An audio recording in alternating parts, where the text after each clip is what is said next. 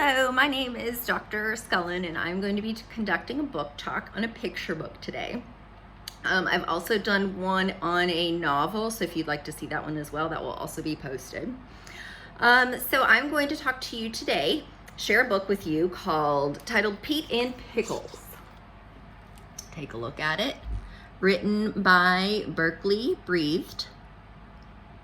And this book was published in 2008.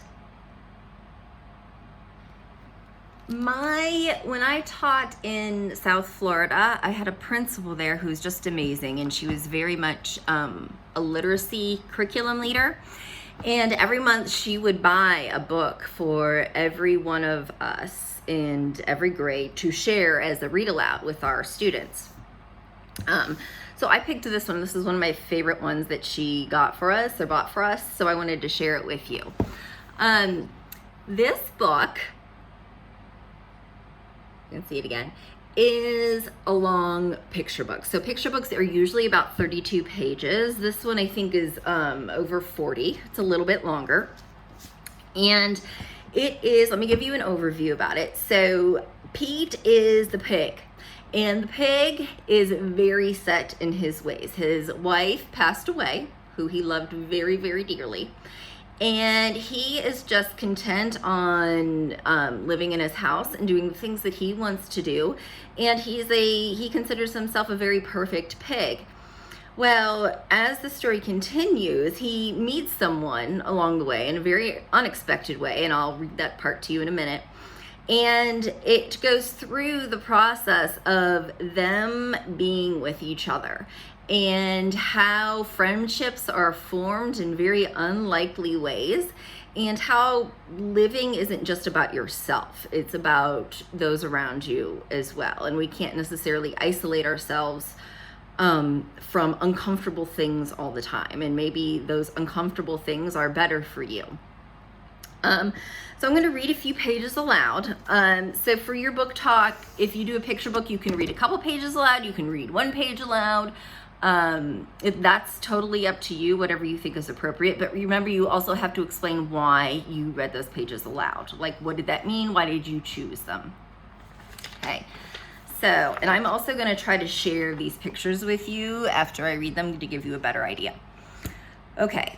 So I'm going to read the first couple pages of the book to kind of give you the setup of what's happening. Pete was a perfectly predictable pig. He was also a perfectly practical pig and a perfectly uncomplicated pig. Being all those perfect things, Pete might have run for the hills if he had known what was coming that night. It's kind of hard to see with the glare. The storm arrived first. Pete cut the evening fun off early and went to bed to get the nightmares out of the way. The same terrifying, watery nightmare all pigs dream during stormy nights. For pigs are known for doing only one thing well in water. There's him enjoying his night. And these illustrations, if you have the book, a lot of hidden things in here. Like, for example, you can see the couch is shaped like a pig, and so is the lamp. And there's a reason for that. And then here is him having his nightmare.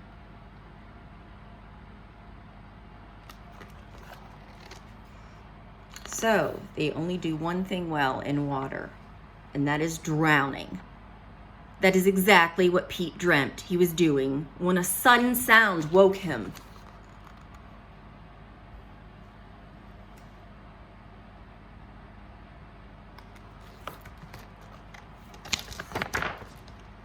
The window was open.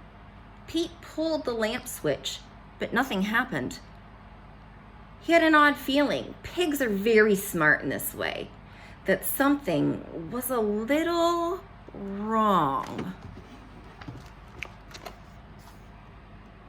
Him pulling the light switch, and then him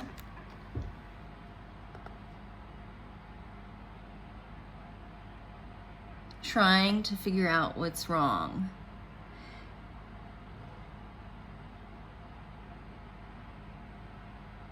And if you would like to know what happens with the elephant in the room, you'll want to read the rest of this story. It is one of the best read alouds, I think, for friendship and sharing and accepting others that is out there. And it was, again, written in 2008, so that was a while ago.